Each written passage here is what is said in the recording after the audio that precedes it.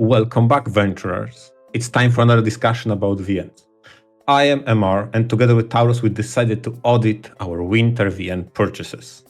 With the backlog stockpiling done, it's time to discuss what makes a proper VN price. Taurus, start us off by telling what kind of dollar per waifu ratio do you have?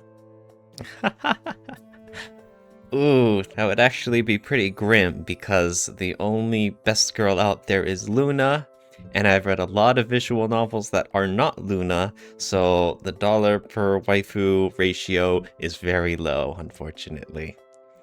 If it was up to me, Luna would appear in every title across the world, every visual novel. But wouldn't that inadvertently cause the prices to spike? See, in a normal world, yes, but not when you have the pure-hearted goodness that Luna brings to the entire world. Okay, I see.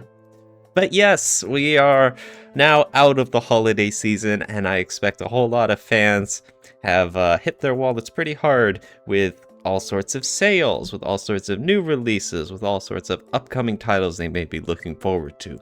And so here's an episode that focuses on the pricing of visual novels, and maybe some of the good examples and bad examples and expectations involved. Because, right off the bat, just a basic fact of this is that we expect a higher price means that it's going to be a visual novel with more quality. Whether it's it's a longer visual novel, or if it has more routes, or if it has more CGs, or if it has more music tracks. All of the, the elements that make something a visual novel, and the idea is that they're going to ask you to pay more for this, that they're offering more in return. And I feel like that's very normal, and that's a very basic starting point for all sorts of stuff, right, MR? Yeah, I completely agree.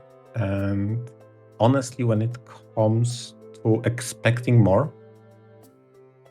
I still go back to biggest problem I have is when it comes to evaluating price point is if I want to go blind and I avoid any kind of information when picking a next title to read, how do I evaluate if it's priced fairly? Right? So with that being said, I can only do that retroactively, sadly, and some of the best examples that came to my mind when we were preparing for this episode has to be either a title I did not expect to be as lengthy and as developed in terms of the differences between routes as I thought going in, or maybe the sheer quality of, for example, artwork or animation was way above what I expected to see given a price point. And probably for the animation artwork example, I'll bring up Necopara, okay? I'm a sucker for cat girls, so I will pay premium if they are animated, okay? And I feel like given the level of details that Sayori, the artist, presented, I feel like that's well deserved of a price they got, despite them be quite short. Yeah, Necopara is kind of the epitome of short but sweet. It's not very long, but it's packed with all sorts of great art and animations and funny interactions and stuff, to make every scene worthwhile, right? Yep. It better be, given the fact that it's completely linear and it doesn't offer any permutations and variants of the story. So I feel like it all hinged on its quality. And honestly, I feel like the way they approached the episodic nature of the story was also something quite dangerous, because that's another part of the discussion we'll definitely bring up, how to chop a single story into episodes. I feel like they were so how they say, the overarching story was so background and so unimportant for a given episode that I feel like they got away with that. Okay, Because I ultimately think the I see what you overarching mean. story between the episodes was I am the protagonist is managing the storefront. That's it. There really wasn't some big mystery looming across all of that. Yeah, but we'll get to that. We'll get to that. Yeah. Okay, one of the funny things about the whole price points in the West with the dollars and everything is that it was very funny being there, about, 10 years ago or so when visual novels first started to get officially licensed and sold in, overseas. And I remember there was definitely a feeling out process of trying to figure out what appropriate prices were. And most notably, it happened with Clanad, when that came out officially on Steam at the fat price of $50. And I remember that kind of caused its own controversy because there were a lot of arguments and a lot of discussions if that was an acceptable sticker price to put on a visual novel, much less one that was, at that point, quite old, but still a classic and still very good. But is it worth $50? And there were a lot of people who defended it because, yes, there's a lot of work that goes into it with all the art, with all just the mountains of text. Like if you printed out that script and saw how long it was, it's like, that's insane. The soundtrack, all the voice acting and whatever. Plus, over in Japan, that's typically the range of what they price their titles at.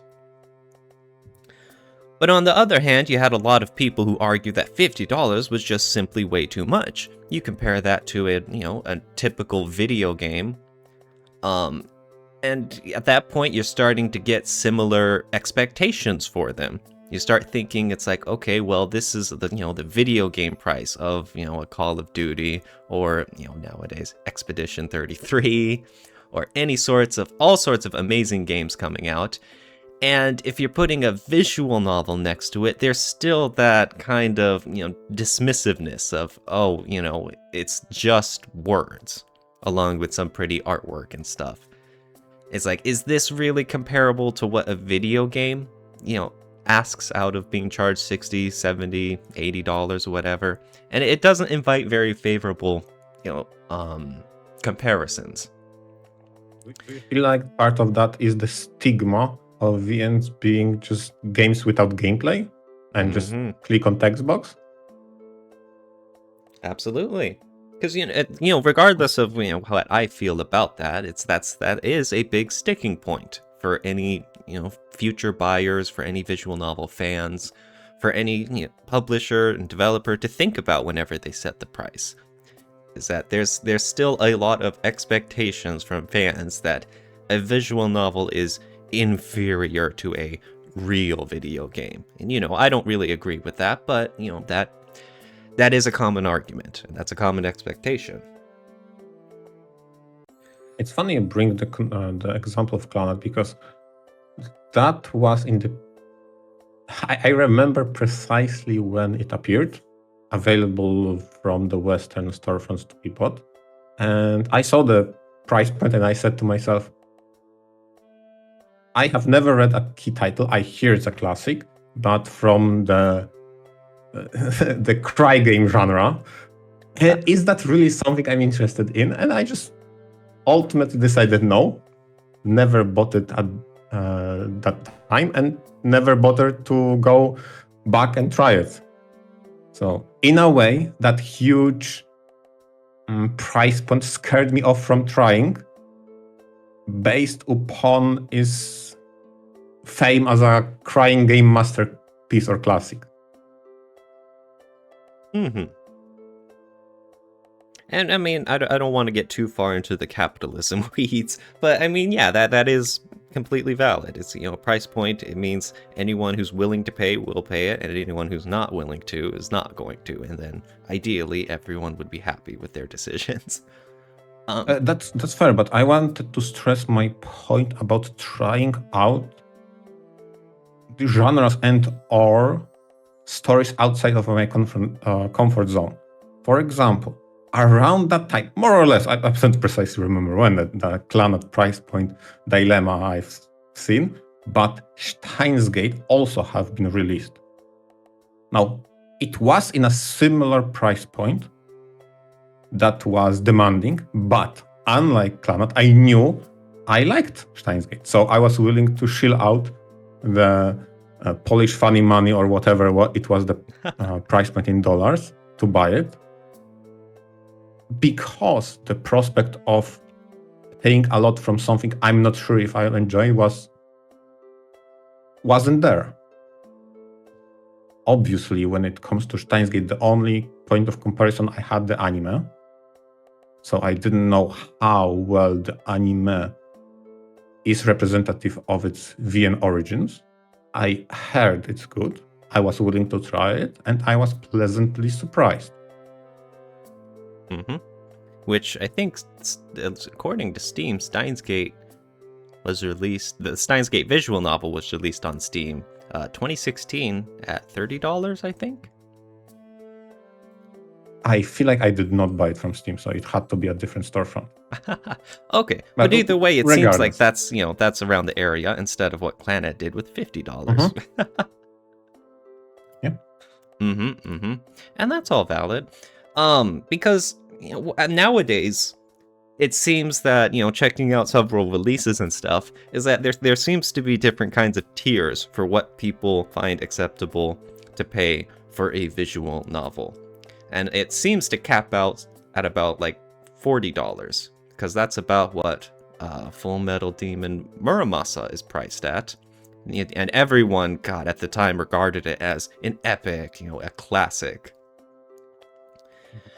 And then from there, we just have all sorts of different levels. It's like there's all sorts of free indie visual novels made in, Empire or whatnot, like Zato, that are totally free.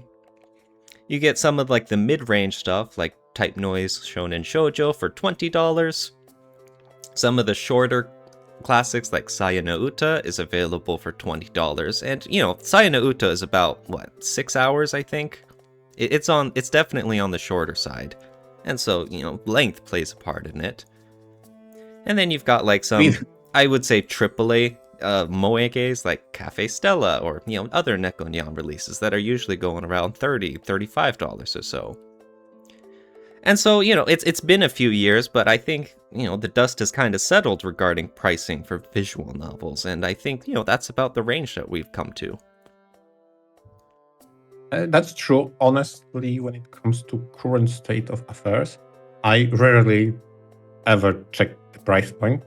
Back when I was more diligent with checking the price point for a given VN I'm willing to purchase, I remember a very popular title that was Everlasting Summer.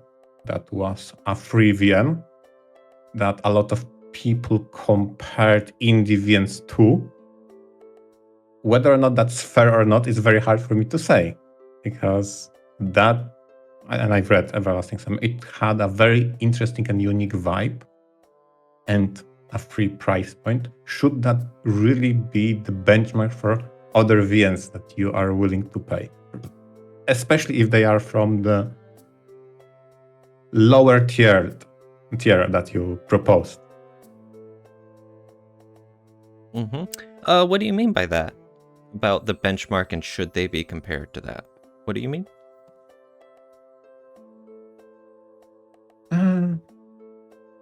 Similarly to how Doki Literature Club was free for the longest time. Now, I think is there a Doki Literature Club Plus, something that is a paid version to support developers?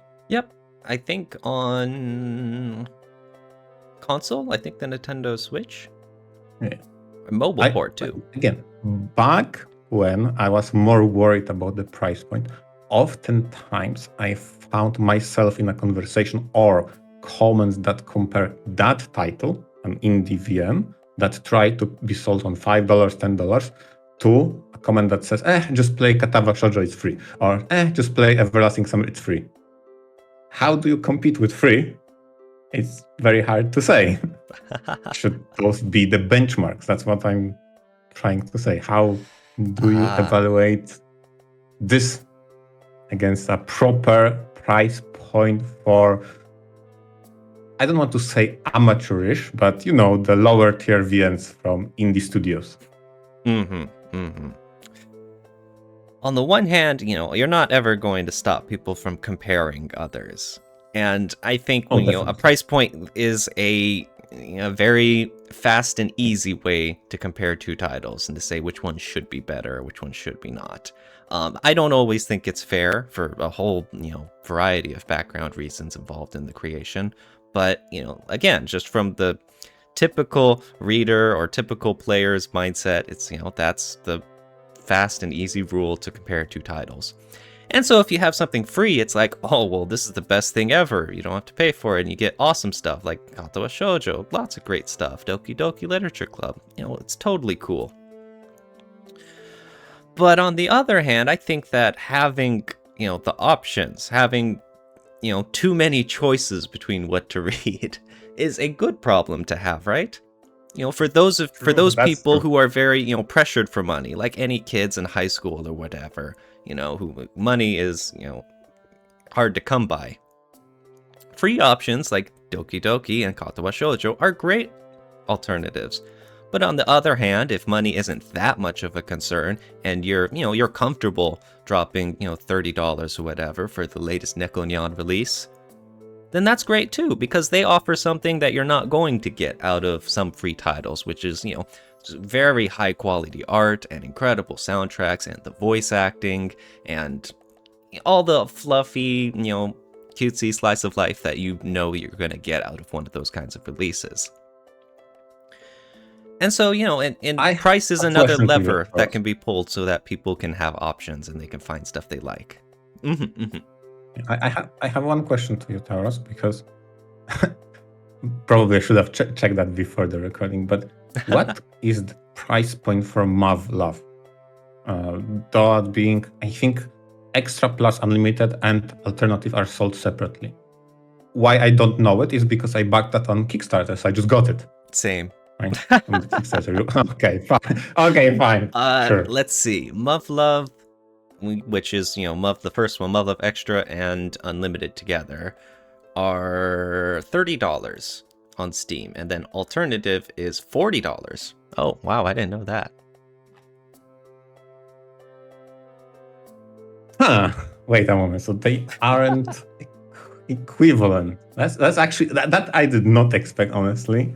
But from the standpoint of the animation and how they approach even sprites, how many variations of sprites they had, it's just crazy.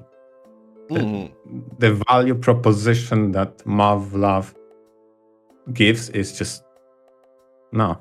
Yeah, I want more like that. Same. It's so good. There is another interesting topic that this goes into, is that the idea of sales. Because now here we are in the modern era, and we're all accustomed to Steam putting digital video games on big sales. And so I just mentioned that Mav Love, the first one is $30, but currently, as of now, in the winter sale, it's $12. That's a 60% discount. And Mav Love Alternative, they're $40. Right now you can get it for $18. It's on a 55% discount. And so what kind of new wrinkle is that? On the one hand, it's great because, if you really, really cared about getting, reading Mav Love the day it dropped, and you didn't back the Kickstarter or whatever, then, you could buy it day one at that full price and read it right away. But on the other hand, if you're one of those patient gamers who likes to wait for the holiday season or maybe even years later, and you can save money, and you're happy to that as well. But, I mean, we kind of come to this question, well, what really is the Mav Love series worth? Because I sometimes hear that as a criticism with some games, is that, oh, it's good, but it's not, full price worth. It's like, you hear advice sometimes of, oh, this is a game, you should pick it up when it's on sale.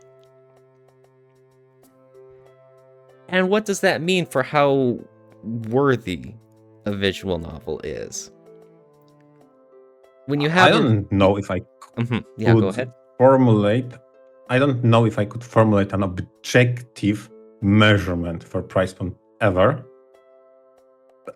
because to me, you have to decide what kind of enjoyment is worth what kind of a price point. An example I'll give, in my opinion, somewhat of a mid-tier quality or even below average quality when it comes to art style is represented in Demon Bane. Somewhat around mid-tier. I feel like the character sprite are pretty well done, but the background are... I'm sorry, what was the title you said? Demon Bane, so that would be Deus Ex Machina Demon Bane. So the background images remind me of Shibuya Scramble, the photorealistic aesthetic, but kind of in a junky way. The character sprite are somewhat on the average side, but more on the overdrawn, so more a bit satirical. But what holds this title price point, and if I remember correctly, you told me it was $20. It's very well structured story and very lengthy one that doesn't overstay its welcome, splits around the middle point, and it all connects those three separate routes in a very satisfying way. So for a person who cares about aesthetic, maybe it would be harsher on this title, but for me who appreciate the way it connected the world and characters in it, in those three variants of the story, I say it's way, way above its price point. So we can say what contributes to a price point and price dilemma, sure, but I don't know if I could create an objective metric. Oh, I agree. It's very difficult to create an objective metric like that for a work of art, basically. Whether it's the cost or whether it's distilling it down to like an 8 out of 10 rating. It's very difficult to take an entire experience like that and drill it all down to just one number. I mean, and yet, that's something that developers and consumers have to kind of agree on when they're looking at the price at a checkout screen for a title. True, let's agree. Yeah. And there's one very interesting case about pricing. So far, we've talked about stuff like buying stuff off Steam or Jest or whatever storefront. You pay the upfront cost and then it's yours. What about subscription style releases, like what you see on Patreon visual novels? Those are the kinds where it's, you subscribe to my Patreon to get a download link or whatever to my ongoing visual novel. And every week or month or whatever, here's new content and, new scenes and maybe even new routes for new characters and whatever. And so theoretically, if you want to follow the story, you would need to be subscribed to that Patreon so that you could read the new updates and you could get new, additions to the story and the characters as you go along. That's certainly one way of doing a release for visual novels, right? Have you any experience with this, Amar? There are two sides to it, and I have absolutely no idea how to even evaluate that, honestly. When it comes to Patreon subscription to get a zip file containing the current build of a game, I don't know.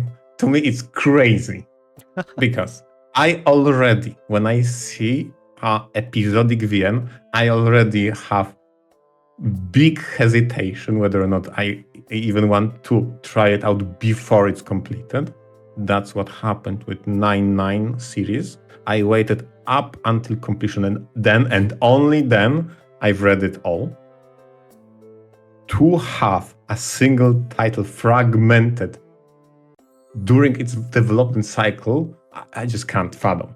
And I feel like the Japanese equivalent to that, I keep running into a site called ci-en.jp, and a lot of people tend to follow such blogs when it comes to updates before it's officially released as a product, mostly on DL site. I think it's often together with DL site. That's something I may think it makes sense. It's kind of developer blog and a progress report of development process for a small indie studio, and the closest they'll get to marketing that builds hype, I suppose. But this Patreon subscription, I don't know how to approach this one. Okay, so I mean, you went on a few different tangents there. Yes. But yes, specifically for the Patreon stuff, I haven't ever done anything in that sort of style either. To me, it feels like there's the very obvious issue that the creator does not want to actually finish the series. In fact, they're incentivized to keep going, to keep extending the story so that people will stick on board and they'll continue paying their monthly subscriptions and whatnot. Which is kind of wild to me because that's kind of always been the same critique I've heard for years that people have had for long-running manga series or a TV series or even some visual novels where the developers will just keep, milking their fans by just rehashing the same stuff. Yeah, exactly. Okay. Hitting the same story beats with remasters and going back to the well. And you see people critique that. And yet, companies will keep doing it as long as it keeps working. And I don't know, that's just kind of the reputation in my mind for any Patreon-style visual novels of just an ongoing story that you keep paying a subscription to see. That just hits the same notes for me. And it's really funny because this is a little similar to how episodic releases work. If you think about it, instead of the subscription, instead of being charged by, real life time, instead you pay for segments of the story. Like you described for the 9-9 series or for Criminal Border. It's split up into 4 parts, and then you buy the first title. And then I guess if you read it and you liked it, then you can buy the second title. And then if you're still interested in this, you buy the third, and so on. And you see that sometimes with visual novel releases, instead of, putting all the development into one encompassing story and just hoping that, people like that and they buy that. Because, you read the 9-9 series, right, Amar? And, how that was episodic, right? Yes, it was. It was episodic insofar it had many titles. For me, it wasn't episodic because I read everything. Oh, well. If my experience wasn't really episodic other than, I had to boot up different exe files sometime. So you're out here waiting until the whole thing's finished and then you buy it, huh? And then you read it? Yeah, exactly. Hell yeah.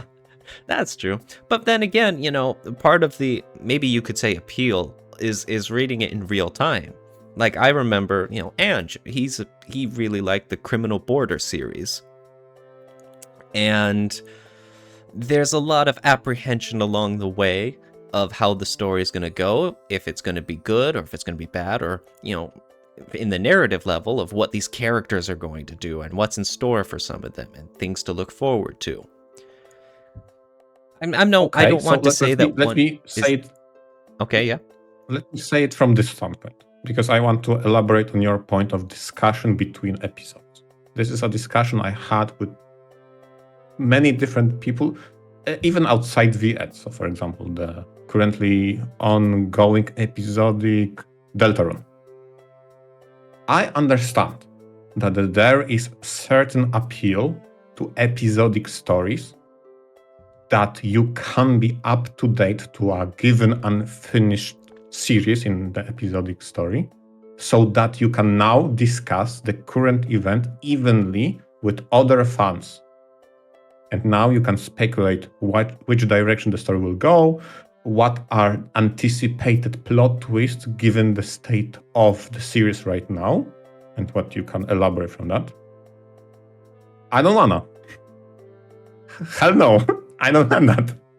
I want my VNs to be complete. And part of the reason why I switched from anime to VNs is I wanted more closure instead of see you back in season 2 that will never release. I want completeness. I don't want fragmentation. I followed Andrew's description about Criminal Border, and honestly, while it sounds appealing from the premise of what is happening there, I told myself, no. This would be way too much, way too annoying for me to end an episode and then wait, wanting to read more, and it's not more. Sorry, see you back in half a year or a year. No, I want completeness. I want the story being told functionally done instead of fragmented.